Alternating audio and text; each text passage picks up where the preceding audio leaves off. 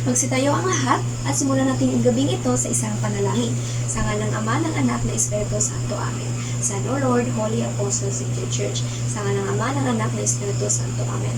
Magandang gabi sa inyong lahat. Bago kayo mupo sa inyong mga upuan, ay maaari niyo bang pulutin ang mga basura na nakakalat sa ilalim at pakisaayos na din ng mga hanay ng inyong mga upuan. Maraming salamat. Mayroon bang lumiban sa ating klase ngayon? Mahusay. At dahil kayo'y kompleto, maganda ang ating talakayin ngayon. Bago dyan, mayroon muna tayong alituntunin. Una ay makinig ng mabuti at magbigay galang kapag may nagsasalita sa harap. Pangalawa, itaas ang kanang kamay kung kayo ay sasagot. Pangatlo, ay sumunod sa mga tagubilin ng guro ng may paggalang. Naintindihan ba? Mabuti.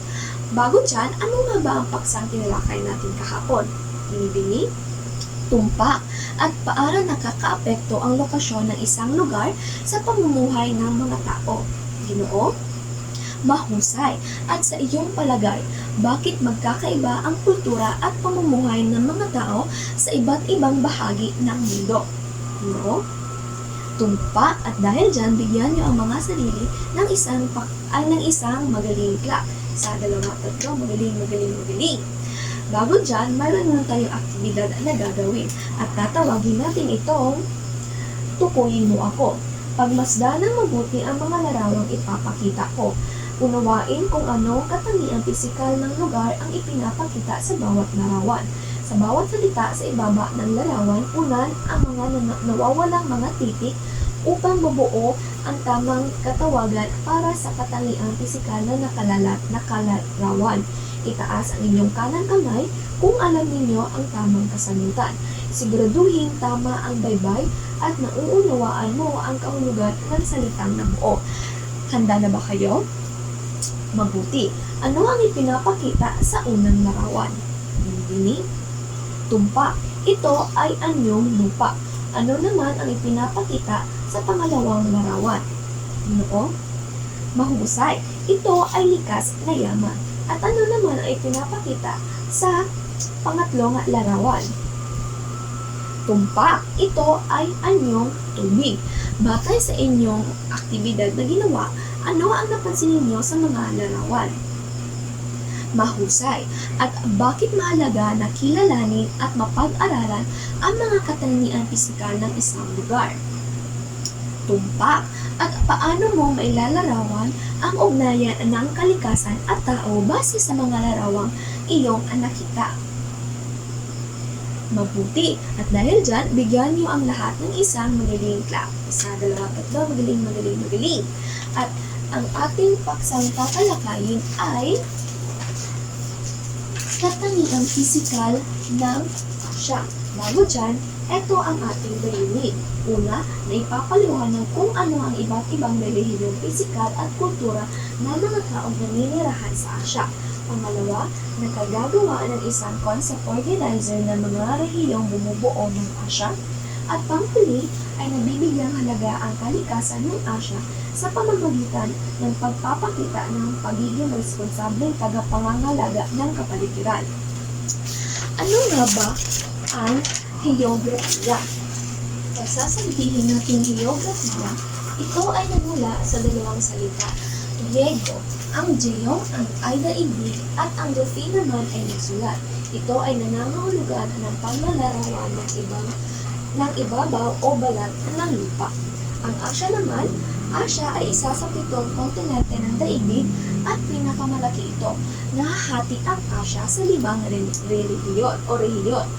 Hilaga, Silangan, Timog, Kanluran at Timog Silangan. Pagsasabihin natin Hilaga, ito ay ang Hilagang Asya. Ito ay isang rehiyon ng kontinenteng Asya na binubuo halos ng bansang Russia. Particular ang bahaging ito na tinatawag na Siberia. Sa ilang pag-uuri, kasama rin dito ang Mongolia at minsan ang ilang bahagi ng Kazakhstan. Ang mga katangian ng Hilagang Asya ay malawak ang lupain. Ito ay may pinakamalaking sakop ng teritoryo sa buong Asya. Kadalasan din na malamig ang lugar sa Hilagang Asya. Nararanasan dito ang subarctic climate at polar climate. Sagana din ang Hilagang Asya sa mineral, langis, natural gas, kahoy at iba pang yamang lupa. Mababa din ang densidad dahil mahirap tirhan ang maraming bahagi nito dahil sa lamig. Naintindihan ba kung ano ang Hilagang Asya? Mahusay. Ang pangalawa naman ay ang Silangang Asya. Ito naman ay isang rehiyon ng Asya na binubuo ng ilang pinakamaunlad at pinakakilalang bansa sa mundo. Kilala ito sa mabilis na pag-unlad, makabagong teknolohiya at mayamang kultura. Mga bansang kasama sa Silangang Asya ay ang China, Japan, South Korea, North Korea at ang Taiwan. Ang mga katangiang pisikal ng Silangang Asya ay nasa rehiyong ito, ang Himalayas, bahagi ng China. Malawak din ang kapatagan nito katulad na lamang ng North China Plain. Sagana ang Silangang Asya sa agrikultura, mga palay, trigo at tsaa. Kilala din ito sa teknolohiya katulad na lamang sa Japan, South Korea at China. May mayamang tradisyon tulad ng paggamit ng chopsticks, pagdiriwang ng Lunar New Year at martial arts. Intindihan ba? Ano nga yung dalawa sa 5 rehiyon ng Asya? Hilaga at Silangan. Mahusay. Ang pangatlo naman ay ang Timog. Ang Timog naman ay isang rehiyon sa Asya na kilala sa makulay na kultura, masaganang kasaysayan at malaking populasyon. Dito matatagpuan ang ilan sa pinakamatandang kabihasnan sa mundo. Mga ilang bansang kasama sa Timog Asya ay ang India, Pakistan, Bangladesh, Nepal, Sri Lanka, Bhutan at Maldives. Ang mga katangiang pisikal ng Timog Asya ay nasa hilaga nito, ang Himalayas, ang pinakamataas na hanay ng bundok sa buong mundo. Ano nga yun? Himalayas. Mahusay. Magtatagpuan din ang mga relihiyong Hinduismo, Budismo, Sikhismo at Islam. Karaniwang mga kabuhayan nito ay agrikultura, pangingisda at industriya.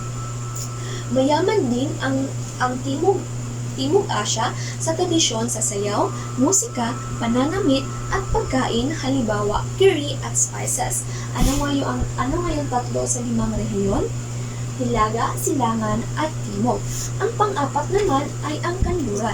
Ang Kanlurang Asya ay kilala bilang gitnang silangan at isa ito sa pinakamahalagang rehiyon sa bundok dahil sa yaman nitong langis at sa malalim na kasaysayan ng mga sinaunang kabihasnan at relihiyon.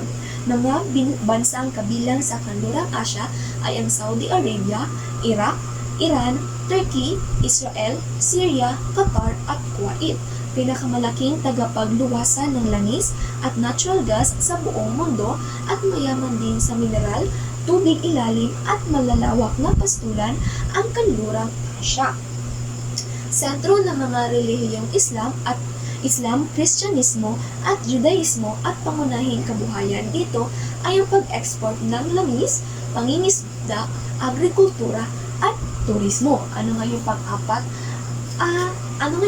Na rehiyon? Ito ay ang Kanlurang Asya. Mahusay. At ang panghuli ay ang Timog Silangang Asya na isang rehiyon na binubuo ng mga kapuluan at atagway. Kilala ito sa mga mayamang likas na yaman at magagandang tanawin at kultura ng iba't ibang bansa. Ang mga bansang kasama sa Timog Silangang Asya ay Pilipinas, Indonesia, Malaysia, Thailand, Vietnam, Singapore at Laos. Ang kabuhayan sa Timog Asya o Timog Silangang Asya ay agrikultura, pangingisda, turismo at industriya.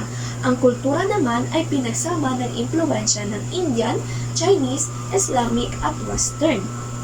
Ang mga pagkain naman na sikat dito ay noodles, curry, satay, adobo, spring rolls at mga spices. Naintindihan ba? Ano nga yung 5 rehiyon? Hilaga, Silangan, Timog, Kanluran at Timog Silangan. Naintindihan ba? May mga katanungan ba? Mabuti. Dahil naintindihan nyo ang ating tinalakay, mayroon tayong pangkatang gawain at tatawagin natin itong punuan mo ako. Panuto, Pagmasdan ang concept organizer na nasa inyong papel. Punan mo ng tamang kasagutan ang concept organizer. Ilagay mo ang mga reliyong bumubuo sa hasya. Gumamit ng malinaw at maayos na sulat. Siguraduhin lagyan ng maikling paliwanag ang bawat rehiyon o 5 rehiyon ng hasya. Bibigyan ko kayo ng 5 minuto upang matapos ang inyong gawain. Ito ang magiging basehan ninyo sa inyong gawain. Naiintindihan ba? Handa na ba kayo? Mabuti, pwede na kayong magsimula sa inyong gawain. Tapos na ba? Mahusay. Batay sa inyong ginawa, anong konsepto ang naisulat mo sa iyong concept map? Really? Mahusay. At bakit mahalagang pag-aralan ang mga saklaw na heograpiya sa pang-araw-araw ng buhay? Tumpak. At paano nakaka-epekto ang inyong ginawang concept organizer sa kultura, kabuhayan at pamumuhay ng mga tao sa isang lugar? Mahusay. At dahil dyan, bigyan natin ang ating sarili ng isang magaling clap. 1, 2, 3, magaling. At dahil may natutunan kayo sa ating paksang tinalakay, magkumuha ng isang buong papel at sagutan ang mga katanungang ito.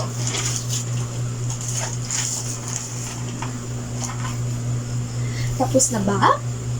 Sino ang mga nakuha ng mataas na marka?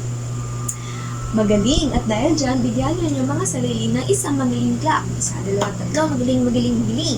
Bago tayo umuwi, ay mayroon muna tayong takdang aralin.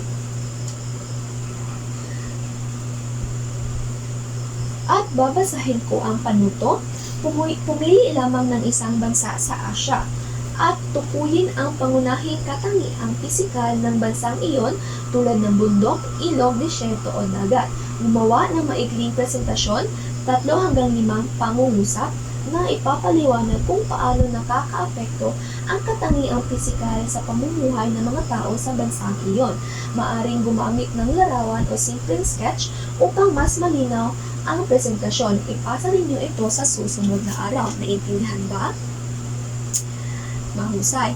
Magsitayo ang lahat. Sa ngalan ng Ama, ng Anak, na Espiritu Santo. Amen. Sana, O Lord, Holy Apostles of the Church. Sa ngalan ng Ama, ng Anak, na Espiritu Santo. Amen.